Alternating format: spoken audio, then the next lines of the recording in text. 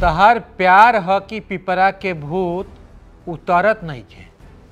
हाल ही में भोजपुरी गाने की लाइन मैंने सुनी थी।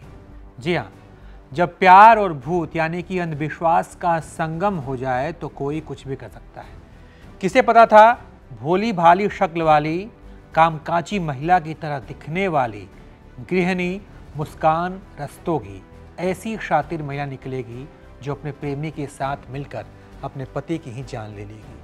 मासूम चेहरे के पीछे खूनी इरादे हैं, इस बात की भनक किसी को नहीं थी।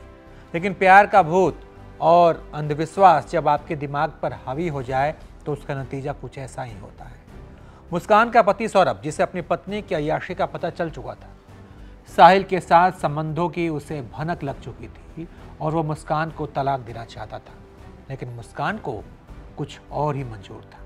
उसने प्लान बनाया और उस जाल में फंस गया उसका प्रेमी साहिल, जो भूत प्रेत तंत्र मंत्र में विश्वास करता था। फिर क्या था, मुस्कान ने स्नैपचैट पर साहिल की मां के नाम से एक आईडी बनाई। साहिल की मां जो कि मर चुकी है, इस दुनिया में नहीं है, तो मरी हुई मां के नाम से स्नैपचैट पर आईडी बनाई मुस्कान ने और फिर साहिल को मैसेज किया कि बेटा तुम्हें अपनी तंत्र मंत्र विद्या सिद्ध करनी पड़ेगी। मुस्कान तुम्हारी शक्ति बनेगी, लेकिन इसके लिए तुम्हें एक बलि देनी पड़ेगी। फिर क्या था, साहिल इस झांसे में आ गया और फिर एक रात मुस्कान ने पति के खाने में बेहोशी की दवा मिलाई। बेहोश होने के बाद साहिल और मुस्कान ने चाकू से उसकी हत्या कर दी। शव के कई टुकड़े किए और फिर घूमने निकल गए हिमाचल की वादियों में, जैसे कुछ हुआ ही नहीं। बर्फीली पहाड़ियों के बीच मुस्कान की हंसी गूंज रही थी। साहिल कैमरा लेकर मुस्कान की तस्वीरें खींच रहा था।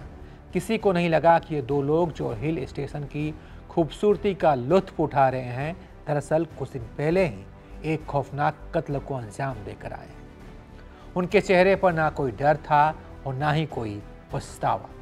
लेकिन पुलिस की जांच में सारे खुलासे हो गए। मुस्कान और उसके प्रेमी की बातचीत, चैटिंग, सारे सबूत पुलिस के पास है। पुलिस हर एंगल से जांच कर रही है। मुस्कान ने हत्या के लिए चाकू कहाँ से खरीदा था, शव रखने के लिए ड्रम कहाँ से खरीदा था, किसके साथ खरीदा, किस कैब में बैठकर हिमाचल घूम रहे थे, और ये सारी जानकारी अब पुलिस के पास है। दोनों फिलहाल मेरठ के सेंट्रल जेल में बंद हैं, जहां वो एक साथ रहने की मांग कर रहे हैं। लेकिन महिला बैरक अलग है, पुरुष बैरक अलग है, जिससे दोनों को अलग अलग रखा गया है। खबर ये भी है कि दोनों ही नशे के आदी थे, सूखा नशा करते थे। दोनों की जेल में ही नशा मुक्ति केंद्र में काउंसलिंग भी चल रही। जेल के उन्होंने नशे की डिमांड भी की थी। फिलहाल अभी उनसे मिलने के लिए कोई भी परिजन जेल के अंदर नहीं पहुंचा है। दोनों ही अकेले हैं, अब उन्हें किसी का साथ भी नहीं मिल रहा है। इसके अलावा सोशल मीडिया पर जो बातें चल रही हैं उसे आप देख ही रहे हैं कि कैसे ऐसे कृत्यों का, कुकृत्यों का क्या अंजाम होता है, वो आपके सामने है।